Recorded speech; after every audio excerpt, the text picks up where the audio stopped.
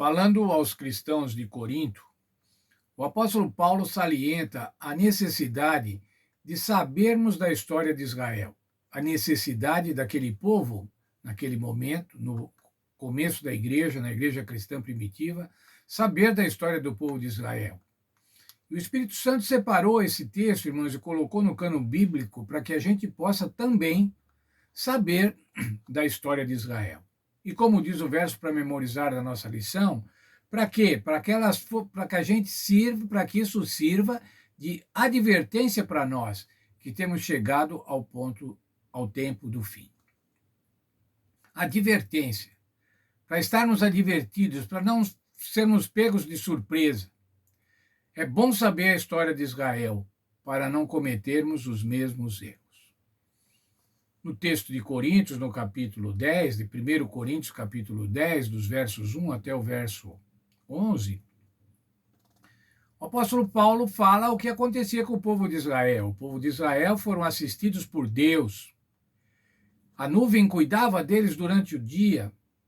Eles atravessaram o mar, eles tiveram a comida e a bebida espiritual. Assim como o povo de Deus hoje, irmãos, o povo de Deus é cuidado. O povo de Deus tem liberdade religiosa em muitos dos países, alguns países não, mas na maioria dos países. Aqui no Brasil, por exemplo, nós temos liberdade de pregar, liberdade de falar da nossa fé. Mas ainda, irmãos, o que acontecia com esse povo de Israel? Eles não agradaram a Deus. Eles cobiçavam as panelas do Egito, queriam voltar para o Egito.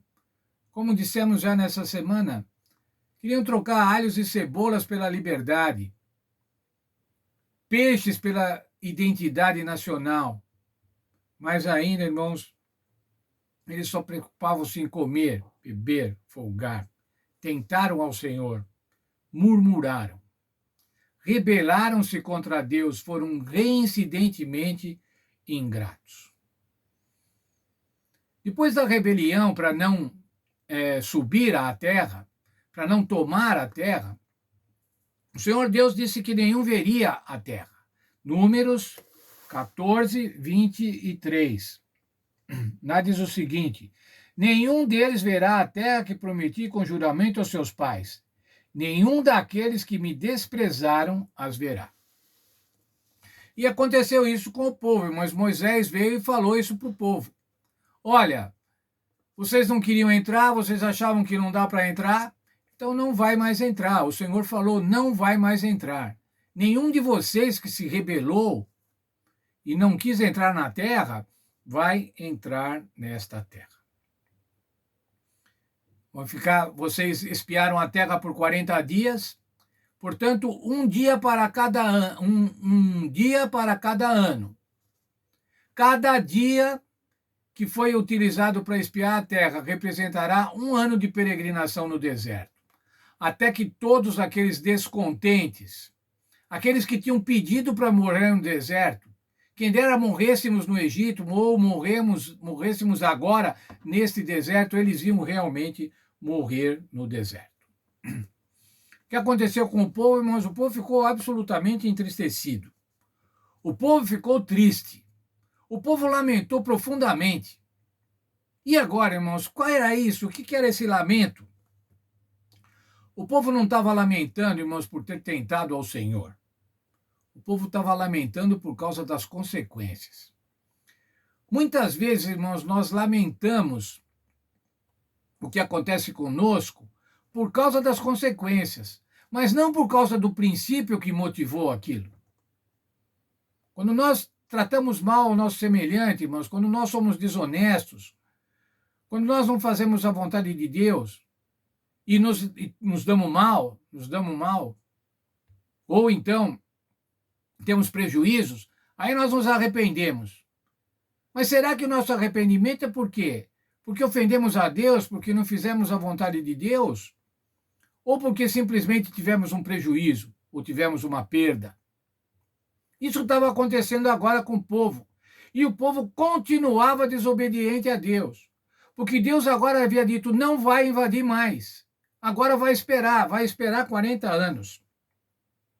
O que aconteceu com o povo, irmãos? Números 14, verso 40.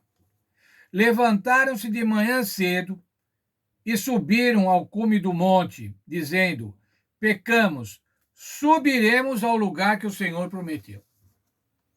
Novamente, irmãos, eles estavam fazendo segundo a própria vontade, não segundo a vontade de Deus. O Senhor havia acabado de falar para não subir. E eles falaram: nós subiremos. O juízo de Deus já estava determinado, irmãos. Não se tratava agora mais de fé. Fé era antes. Quando eles acharam que era tudo muito grande, que era tudo muito fortificado e não dava para conquistar. Aí que eles tinham que demonstrar fé. Mas agora, irmãos, o que eles estavam demonstrando não era fé, era presunção. Presunção, irmãos, é a falsificação da fé.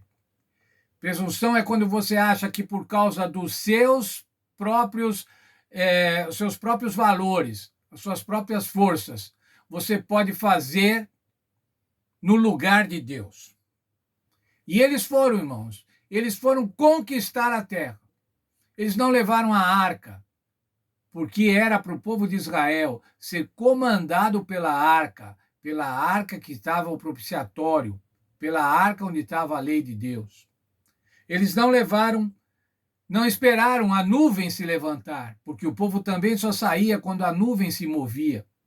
E não levaram os sacerdotes. Pois são arrogantes. Pois agora nós vamos lá e vamos tomar a terra. Isso não é fé, irmãos, isso é desacatar a Deus. Muitas vezes, irmãos, nós achamos que para ter fé nós temos que fazer coisas absurdas. Não, irmãos, tome cuidado.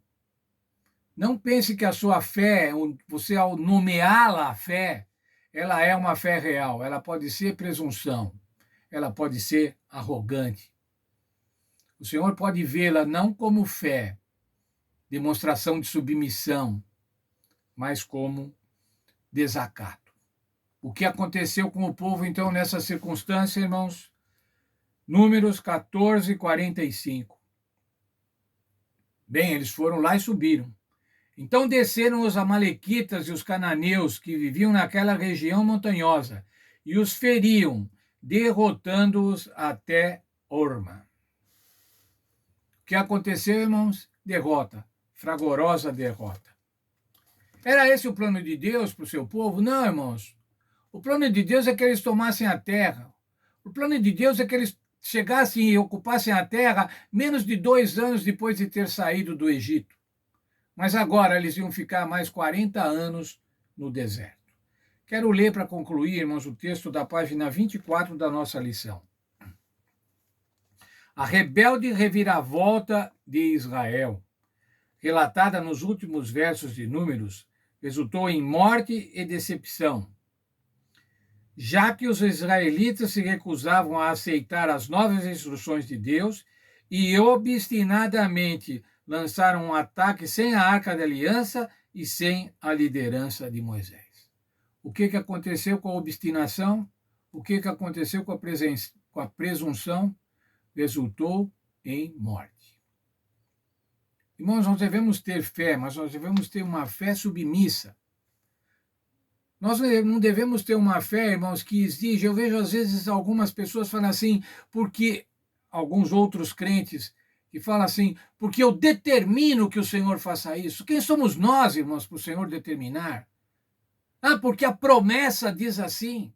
Tudo bem, irmãos, a promessa diz assim, mas é tudo segundo a vontade de Deus e segundo a nossa submissão ao poder de Deus. Eu quero muito que você tenha fé, que eu tenha fé. Mas que a nossa fé seja em Deus, irmãos. Que a nossa fé não seja em nós próprios. Não seja uma egolatria.